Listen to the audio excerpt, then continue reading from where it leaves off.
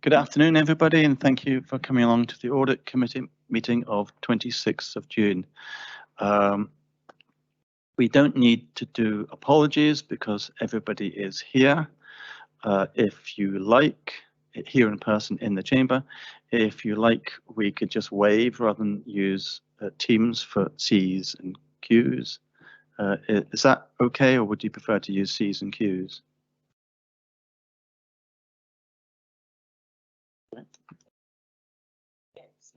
Okay, well, keep.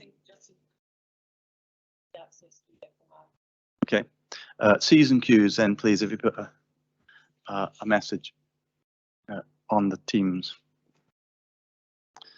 Right. Are there any declarations of interest with today's business? No, nobody's indicating. Would members be prepared to agree the Audit and Risk Committee minute of the meeting of 27th of March? Everybody's happy to do that, so thank you very much. I'll now ask Mr. Mackenzie, who's Head of Finance, to introduce the report on the draft unaudited 2022 to 2023 annual accounts. Thank you.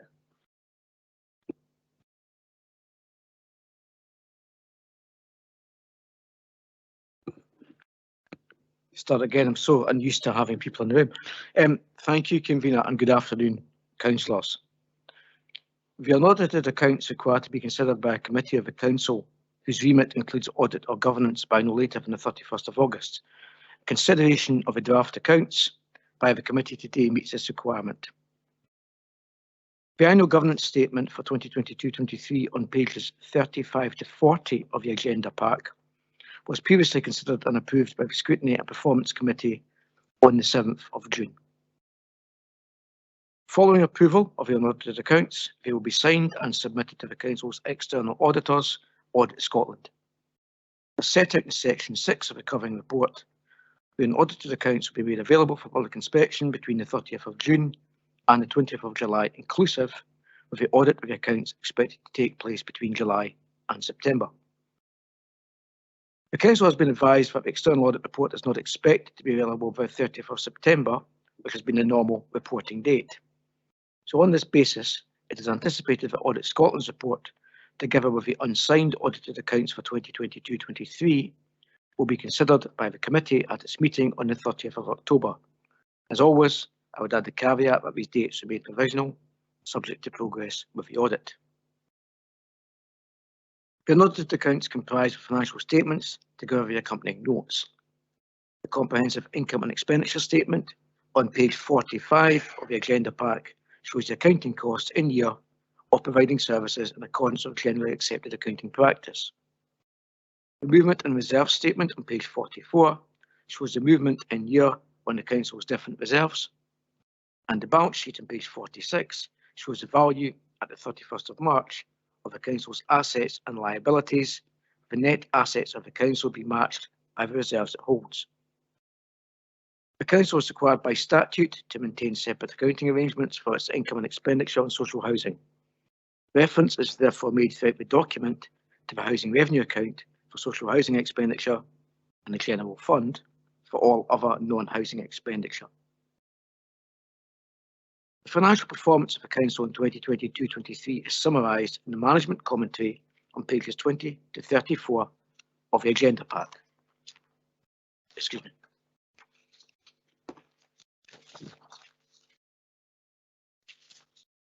As members may appreciate, there are significant differences between how the Council is required to account for its finances under appropriate accounting practice and the basis on which it sets its budget and monitors income and expenditure throughout the year. These accounting adjustments include depreciation, pension liabilities, and other items which do not impact upon the cash position of the Council. To help in understanding the outcome position, the table on page 25 of the agenda pack shows a comparison at a service level between the monitoring position reported to the Finance and Resources Committee in April and the outcome position reflected within the unaudited accounts. In summary, per the unaudited accounts, the Council's financial position in 2022-23 was £15.778 million better than forecast.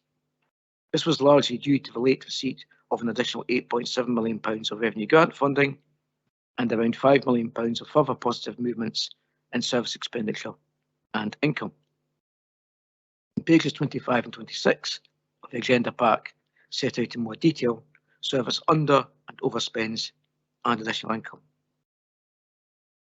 Common across all services were underspends in staffing costs, staff turnover and vacancies, which we refer to as slippage, together with savings in operational costs, the receipt of additional grant funding and additional income. There were, however, overspends against budget in relation to services for young people with complex behavioural issues and in respect of the Council's response to severe weather events. Where Scottish Government and other funding was received late in financial year 2022-23, this has been carried forward as part of the Council's earmarked reserves to meet expenditure in current and future years. In respect of income from council tax, figures published by the Scottish Government last week confirmed that Perth and Kinross Council had the highest council tax collection level in Scotland in 2022-23 at 98.4%. As at the 31st of March 2023, General Fund reserves totalled £70.046 million and Housing Revenue Account reserves £2.647 million. As detailed in Note 7 on pages 65 to 66 of the agenda pack, of the £70.046 million of General Fund reserves, £51.876 million is earmarked for specific purposes in accordance with legislation, council policy decisions, and a review of reserves undertaken in preparing the annual accounts. So, subject to audit, the council's unearmarked net non-housing reserves are therefore £18.170 million at the end of last financial year, equivalent to 4% of the 2023-24 net revenue budget. This is an improvement of approximately £3.3 million on the forecast position reported to Council in March.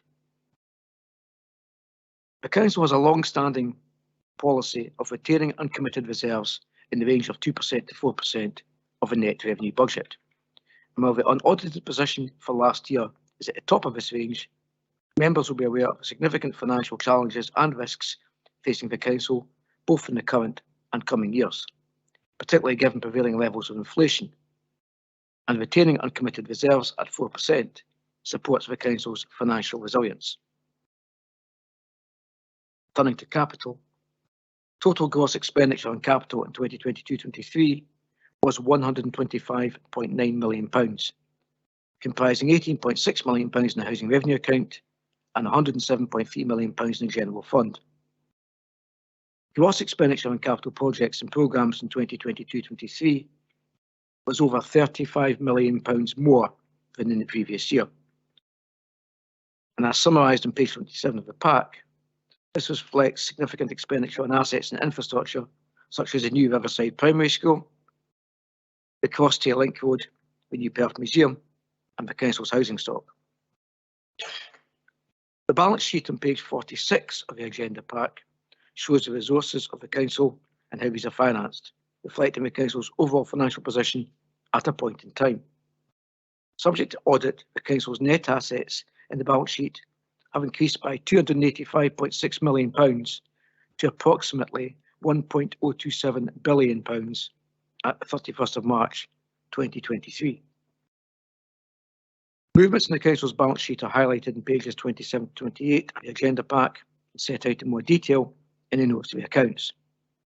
The most significant movements being in relation to the value of property, plant and equipment due to ongoing capital investment, and a reduction in the Council's forecast long-term pension obligations due to changes in financial assumptions. The unaudited financial statements for 2022-23 also include the group accounts, which incorporate the Council's interests in Culture Perth and Kinross, Live Active Leisure, Perth Theatre and Concert Hall Limited, Tayside Contracts, Tayside Valuation Joint Board, and Perth and Kinross Integration Joint Board. There are also statements for the Council's charitable trusts and common good funds. The preparation of the unaudited accounts is a significant and complex task. I would therefore conclude by offering my thanks to colleagues across the Council for their support in the preparation of the accounts, to my own teams, and to Alison O'Brien and Scott Walker, who led the accounts preparation exercise. Colleagues and I are happy to take questions, Convener, and we have some colleagues online. Thank you. Are there any questions?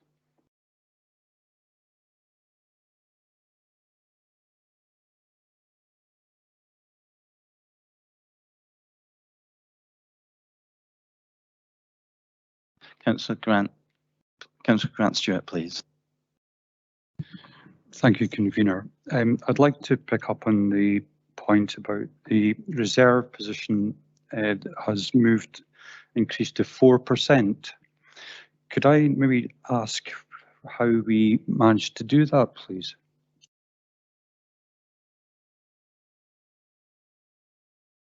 Thank you, Councillor Stewart, for your question. Essentially, we had some further underspending against our forecast position, and that allowed us to increase our uncommitted reserves to 4%. Thank you. Councillor Liz Barrett. Thank you, Convener. I note what you say about the outturn having ended up being better than expected, but I think we still don't have a significant amount of usable reserves. Is that correct?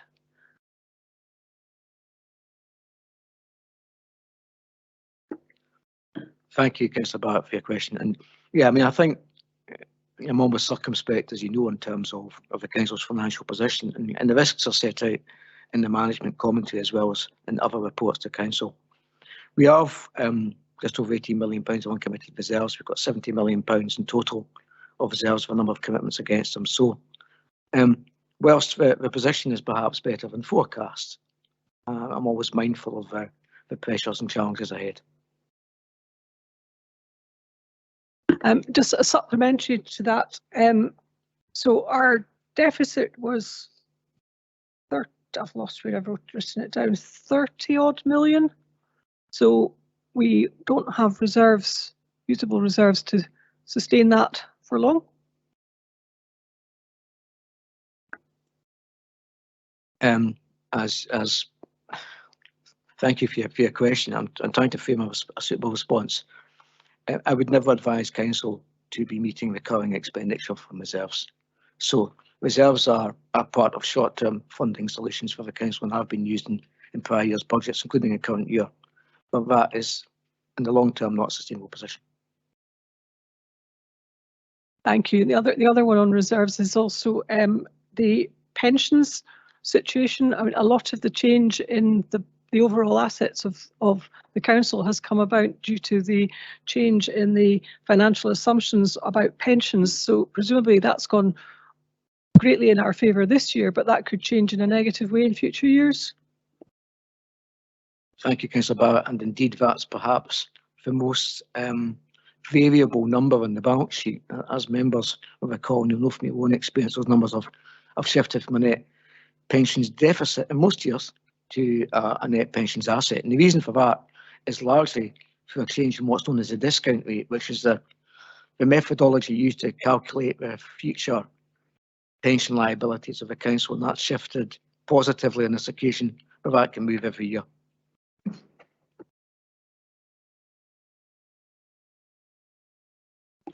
Councillor Colin Stewart. Thanks. I wanted to turn to the charitable trusts. I noticed that we didn't have any expenditure on reorganising them this year. Have all the reorganisation of the charitable trusts been completed? I know there was an ongoing programme some years ago to tidy things up. Thank you, Councillor Stewart. That's a fair point. I'm not aware of any reorganisation in the current year, but I'm going to refer to my colleagues who may be online, either Scott or Alison, perhaps, to pick up in the detail.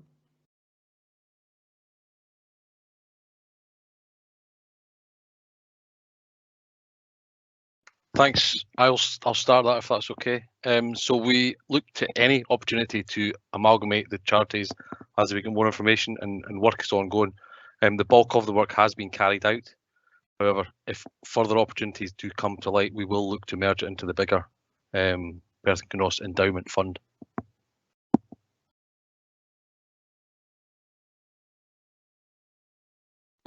Councillor Grant Stewart, you're down for another question. Thank you, Convener. I'd like to sort of talk about pensions as well. And I believe that we have the triennial review coming soon. And I'd be wondering when we will be informed of that review and when we will know about the PKC contributions will be.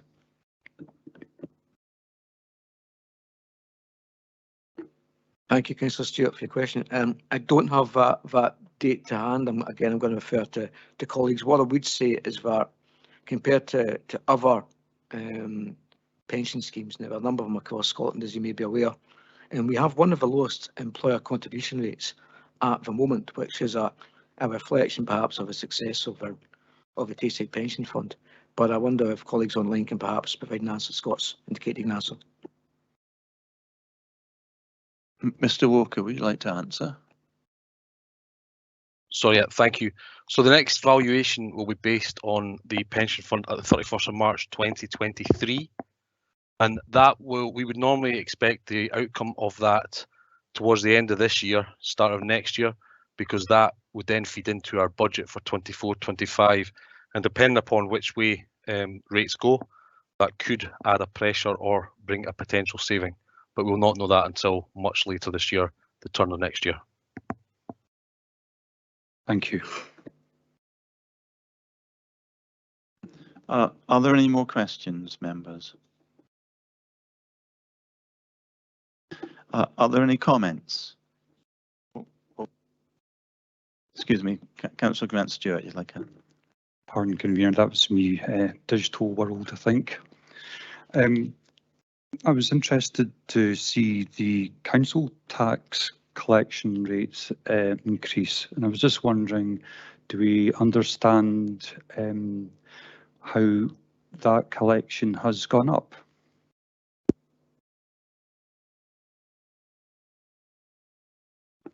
Councillor McKenzie, Mr. McKenzie.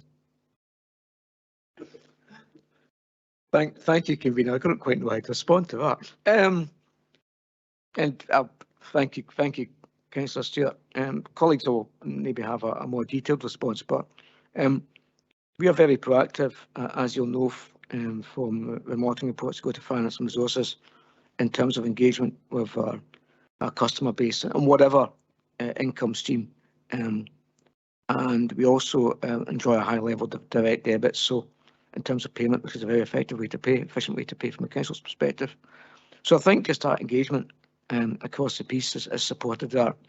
And we're also quite proactive in terms of working very closely between local taxes and our benefits rights teams and our tenant support teams, in fact, in terms of maximising income. So I think that's a kind of long-winded way of saying we've got a good track record and we've maintained that in the face of probably quite challenging conditions.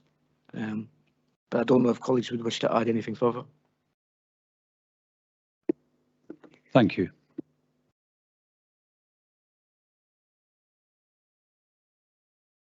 Are there any more questions, members? Don't seem to. Okay, can we move on to comments?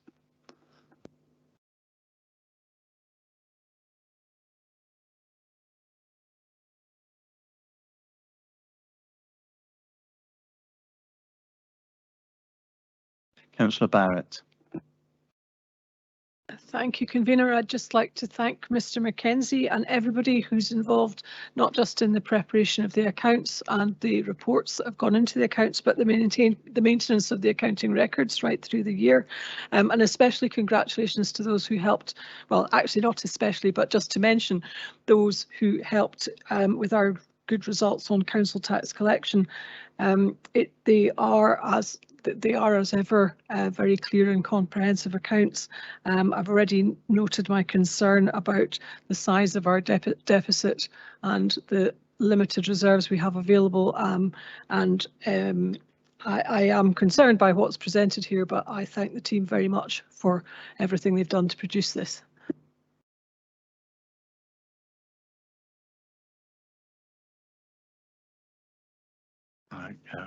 Councillor Barrett just took all the words I was about to say about how important, what a big important job this is, and I appreciate all the hard work from everybody involved in this massive undertaking. So thank you very much.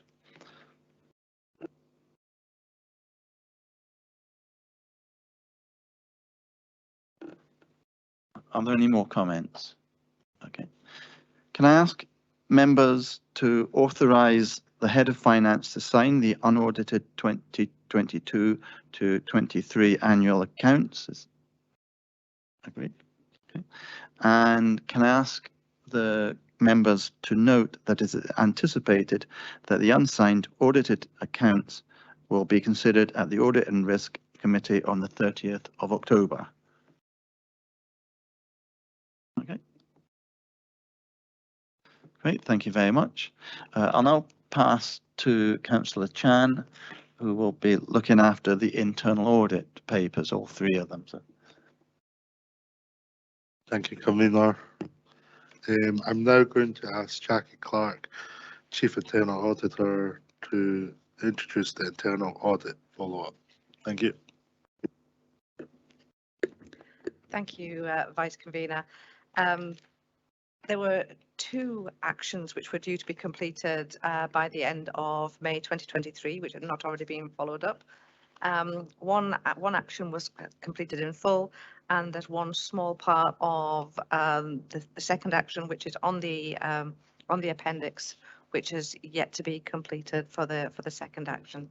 I'm quite happy that the service has made good progress, and this is just one area which needs to be taken forward. And from discussions, I'm happy that that will be shortly.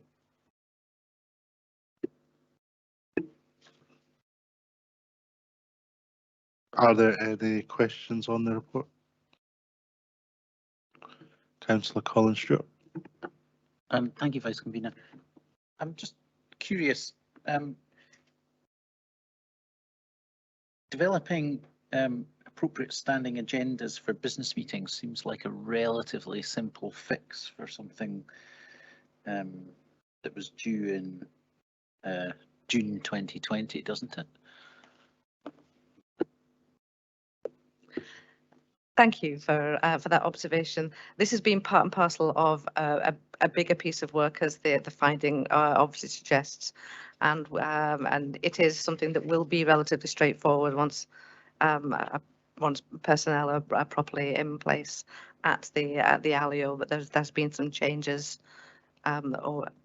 with Live Active Leisure, which has impacted on this, and also within the council. But I'm quite content that this will get progressed very quickly. Are there any more questions on the report? No. Are there any comments on the report? No. Can we agree this report? Thank you.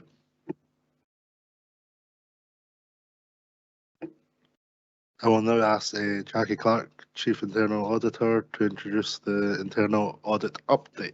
Thank you.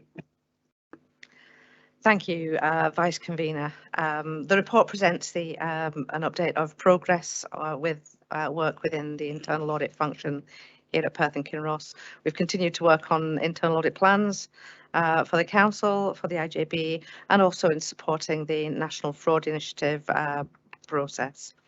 There's been significant progress made across the board, with many assignments having reports being drafted, with the outcomes already being assessed. And so a lot of the work of the internal audits have been substantially complete. Committee will note at 5.3 the withdrawal of the payroll audit from the plan. As this was commencing and we were having discussions with services and with colleagues in Audit Scotland, it became apparent that there was an increasing amount of duplication of audit efforts in this area. with Audit Scotland also undertaking work on the payroll system, including the specific areas that have been identified within the internal audit plan with regard to starters, leavers, and changes within the system. As such, internal audit have stepped back to avoid this duplication and to ensure that council officers aren't providing the same or similar information to two different sources for the purposes of providing audit assurance. At 5.4, you'll see that there is an additional assignment included in connection with food health and safety, which has been at the request of the service, and we've accommodated that and commenced work on that area. The outcome for activity identified as consultancy in the internal audit plan is also documented within this update. An overview of the Mosaic system will continue, and I have a particular interest at this point in time in connection with the migration of data and user acceptance testing as the acceptance of the system goes forward. So those areas will continue until the system is rolled out. I had hoped to have the agency workers report here with you today, but a couple of questions quite late on with the contract due for expiry at the end of this year has needed to be progressed and clarified somewhat, and for that to be fully understood and reflected within the report. I didn't want to provide something to elected members that wouldn't provide a complete and clear picture. So apologies that this is quite late being coming off the agenda, but it should definitely be with us for the next meeting. I'm happy to take any questions. Are there any questions?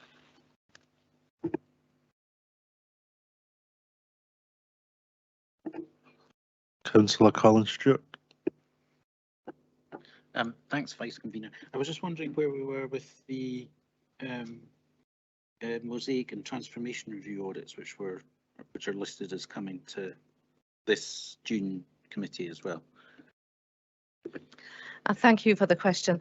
For consultancy audits, I don't provide a detailed audit report as a separate document other than what is contained within the update.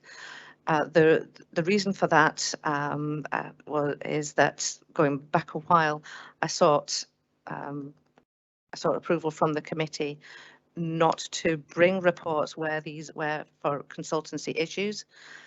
The reason for that is that as a council, we want parts of the organisation to ask for internal audit support when it's needed, and by bringing formal reports, it could influence people not to request internal audit assistance or advice. So for that reason, full reports aren't provided to the audit committee.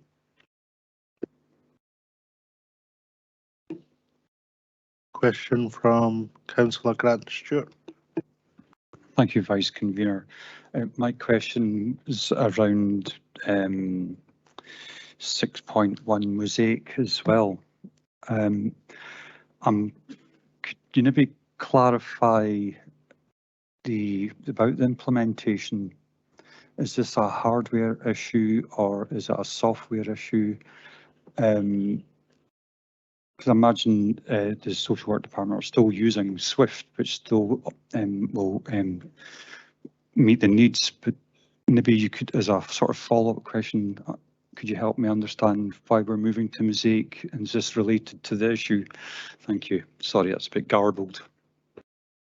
Thank you for the question. It's not related. The Swift is there's the old system which is being decommissioned, and Mosaic is the newly acquired system which we're moving towards, and it's anticipated that system will go live early next year. Thank you.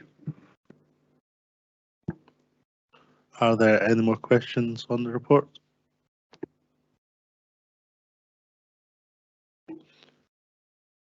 Are there any comments on the report?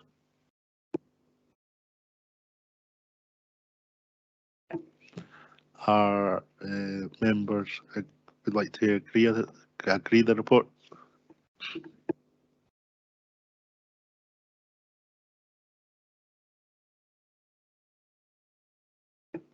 Next, we're moving on to the Tay Cities region deal. I'll now ask Jackie Clark, Chief Internal Auditor, to introduce the report. Thank you. Thank you, Vice Convener. Yes, the report is with you about the audit that was undertaken on the Tay Cities region deal.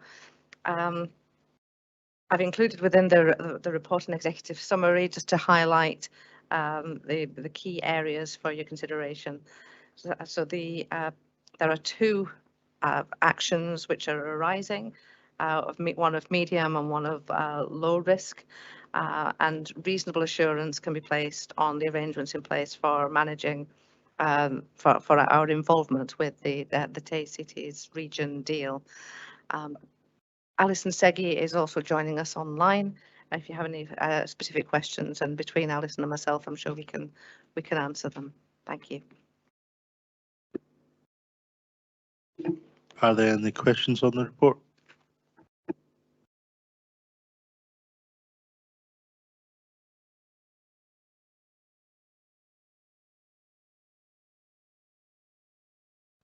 Councillor Colin Stewart. Thank you. I think this might be a question for Mrs. Seggi. I was just wondering, have we got the new, more to refresh my memory, because I'm sure I know the answer to this, but have we got the new memorandum in place between the 4 councils for the Tay Cities deal? That's not something I'm aware of. And Lisa, is that something you can? It's not something I've been involved in, certainly. Sorry, I can certainly check for you and report back. I think there was some minor changes required. Perhaps Lisa can answer that question. I'm not sure. Apologies. Apologies, Colin. I would need to go and check. It's not on my radar at all, but I'll pick that up and check on it. Okay, I might be misremembering, but if nobody's aware of it, that's fine. Thank you.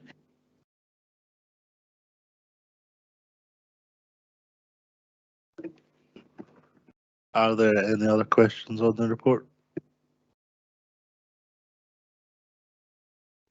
Are there any comments on the report? Can we agree the report?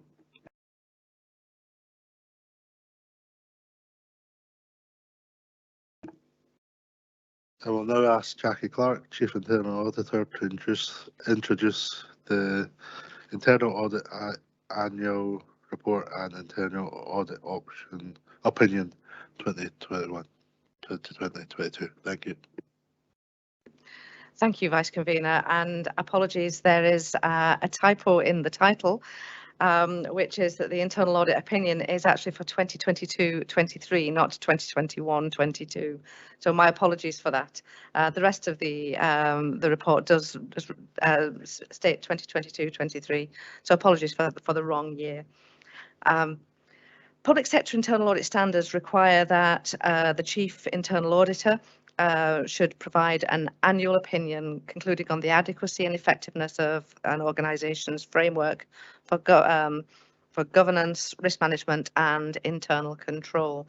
And this report fulfills that requirement.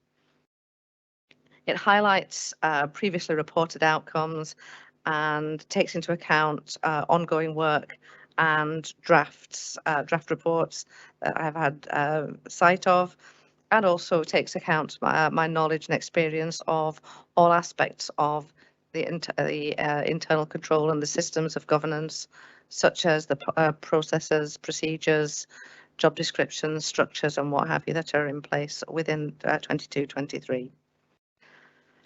The opinion, as you can see within the report, is that reasonable reliance can be placed on the council's arrangements for governance, for risk management, and for the systems of internal control. I'm happy to take any questions or comments. Thank you. Thank you. We've got a question from Councillor Liz Barrett. Thank you, Vice Convener. It's just at 10.2 and 10.6, Jackie. In 10.2, you refer to the external review of compliance that was done in 2018-19 and is due every 5 years. Does that mean you're about to put another one in place? Thank you. Yes, but around towards the end of this year, there will be another externally validated assessment. Thank you. Are there any further questions? Are there any comments on the report?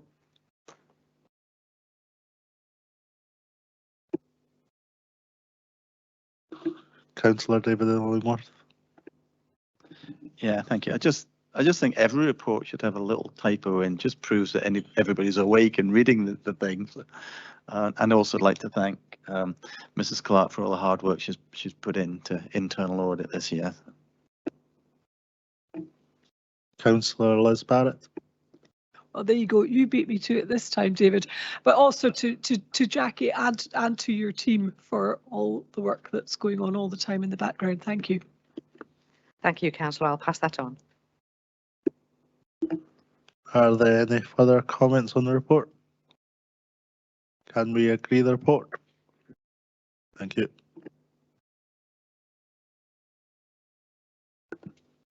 Okay. Thank you, Vice Convener. We now have a look at the annual report on the Strategic Risk Register, and I'll ask Mrs. Simpson to introduce the report. Thank you, Convener. The paper before you today sets out an update on the strategic risk management activity over the year. It gives you an overview of the Council's strategic approach to the management of risk and provides you with a snapshot of our current risk profile. Given that risk is fluid, you can expect some of the assessment of risk to move depending on changes in circumstances, but that is a snapshot following our most recent review. The systems of internal control in relation to risk are obviously looked at in detail as part of the annual governance review process, and assurance has been given as to the appropriateness and the robustness of that system of internal control. Our approach to risk management is well bedded across the organisation, with the strategy having been in place since 2017, and that gets regularly reviewed on an annual basis as part of the governance assurance process. There are some caveats around the risk, the strategic risk profile before you. A number of areas where you might expect to see strategic risk. You may be wondering, why are there no risks there pertaining to education and learning, for example? These risks, in accordance with the strategic approach that we take, are managed on the service risk registers. So the type of risks that you will see on the strategic register are those that either impact widely across more than one service of the organisation or the wider community, or are perhaps particularly sensitive in terms of political sensitivity or financial risk, or indeed require the input of other agencies to help you to manage and mitigate the risk, or indeed, for the example of climate change, where you actually require behavioural change on the part of the whole community, and that there's only so much that the council can influence. So these are the type of risks that are captured on the strategic risk register, and they're scored accordingly. So I would expect these, and what we do is we do basically exception reporting. So these are risks where they are still, despite extensive actions and mitigating actions taken, they still score quite highly in terms of the residual risk score, and are priority 1 and 2. I would hope that this would give you assurance that the system of control and management of risk is robust. We have also invested this year in a new integrated performance and risk management system, and that's afforded us an opportunity to now start and do a whole-scale review of all of our risks, making sure that they're absolutely aligned to our strategic priorities and the biggest external risk factors where the council can take a role in mitigating or managing some of the impacts of those. We will also be working with officers and indeed elected members over the course of the year to develop our risk appetite statement, which is going to be particularly important given the number of challenges in which the complex and challenging landscape in which we are operating, and also indeed the big strategic priorities that the council has identified as its key objectives within its corporate plan. So that's work that will be ongoing. The main point being for the Audit and Risk Committee is I hope you take assurance that risk is managed effectively. As I say, this is a strategic snapshot at a very high level, but risk is managed in accordance with the strategy through all levels, right the way down to team and operational and frontline and individual responsibility for the management of risk dependent upon that level. And I'm happy to take any questions. Are there any questions? Councillor Barrett. Thank you, Convener. I have two questions. One is you referred to the service risk registers rather than the strategic risk registers. Will those service risk registers come to the relevant committees?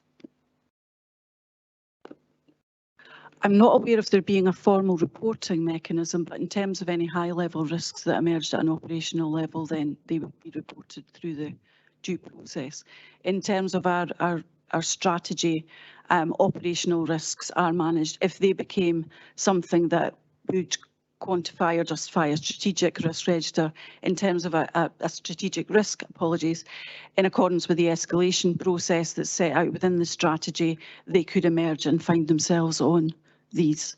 But in terms of risk, I would imagine that because we now have an integrated system, that once the risk and performance system is fully operational, that we'll be able to report on performance and risks in relation to particular service areas going forward. But we are just at the point of rollout of the new system at the moment, so people are still being trained on that.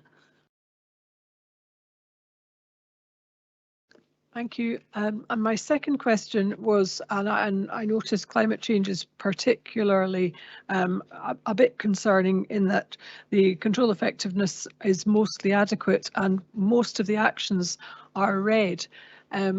What's done about that?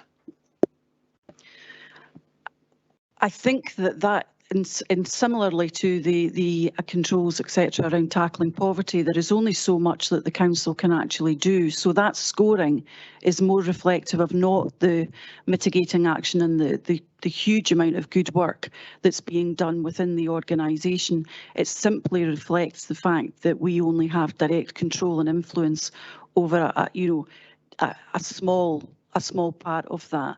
We can't solve climate change or poverty single-handedly. So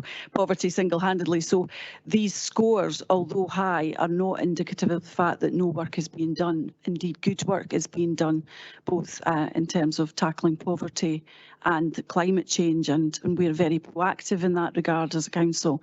So I wouldn't be disheartened by the score. It's just a reflection of the nature of the beast. Thank you. Councillor Collins-Stewart. Thank you, Convener.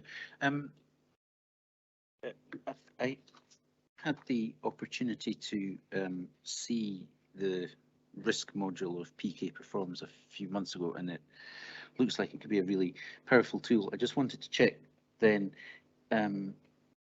two things, I think. So first of all, is the heat map report at the back, is that actually generated from PK Performs, and is PK Performs live now for risks? So we've used the preparation of this report for me to try and test what running the report would look like. It's not been rolled out across the organisation at the moment. Those who are trained risk and performance practitioners across have had their training on it, and it will be rolled out. At the moment, we're also developing the strategic planning module that goes along with that, so that we can link the performance and risks to our strategic priorities and the various strategies and plans that we are working to. So this has been generated by the system, and we almost used this as a test to see what the reporting would look like. The bits that are not right, well, when I say we haven't put in a risk appetite yet, because we need to develop the council's risk appetite across the piece. So we still need to work and develop our risk appetite for that. So where it says out of appetite, that bit is meaningless because that's just going to a default. But the heat map has been generated by the system based on the scoring that we've put in. Thanks. So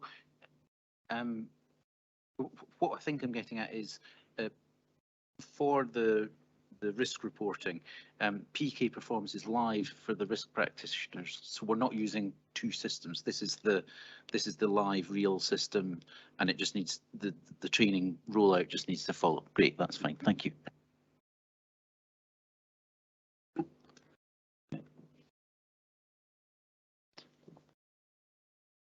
Councillor Grant Stewart. Oh, sorry, you've already, yeah. I have a question. You're using new software. What are the costs and the benefits of the new software?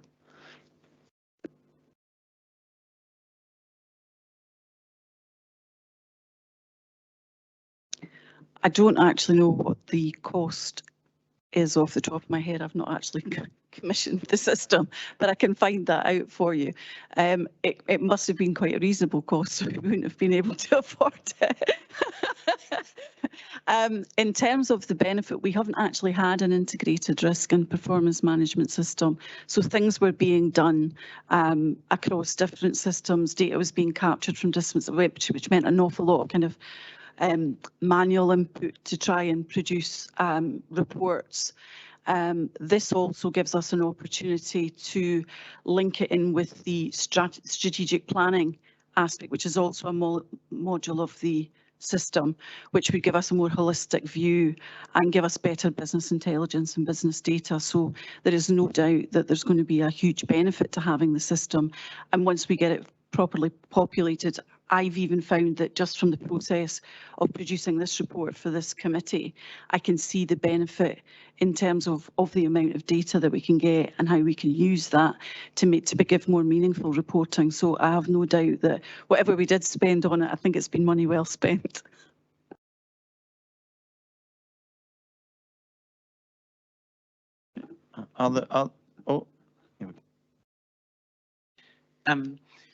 Just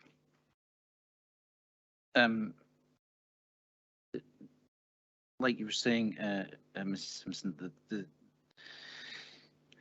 having one source for that information will inevitably make people's lives easier. I was just wondering, this is the annual report for strategic risk management, but presumably with a live system, then as strategic risks change, that can be reported on a case-by-case basis to interim meetings of this committee rather than waiting for an annual report. We've always worked on the basis that risk is fluid. So if there was a significant shift in the risk profile, this would be reported back to this committee without a doubt. But because we hopefully will have a wealth of opportunity where we can perhaps identify, a trend or start to forecast issues or risks that as they emerge, then if it's something that had strategic significance, then that would be reported back, and that allows us that ability to do that. So in terms of putting together agenda items for this committee, now that we have this data, and we're hoping eventually that we will be getting it'll be live, that if there are significant things that politicians need to be aware of, then we would use this committee to report these variances to you.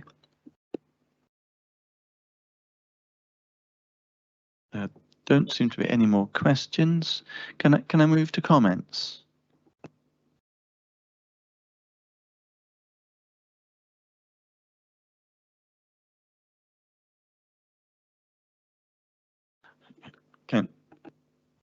Councillor Collins, you got a comment? Hi, Councillor Ken Harvey. Well, Okay, thanks, convener.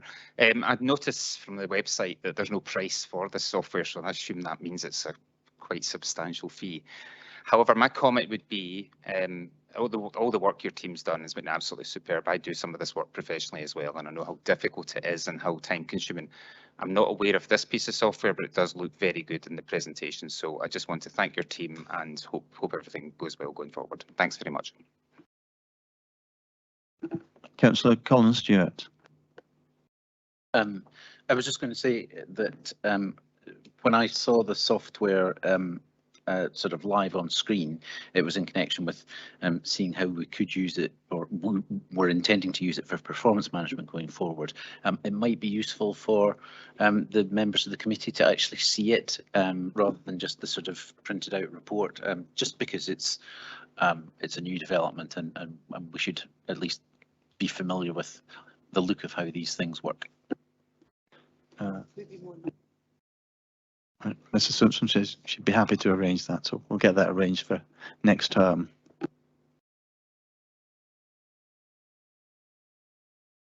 Well, Councillor Harvey took, again, with pesky members taking the words out of my mouth. I'd also like to thank Mrs. Simpson for the hard work of her team and the whole strategic risk approach. I think it's incredibly important that we have a broad, trying to look over the horizon and look at what risk might appear and trying to look strategically. So I think this is a very important piece of work. And like Councillor Harvey, I'd like to thank Mrs. Simpson for her and her team's work. If, in the absence of any other comments, can I ask members to note the report? Right.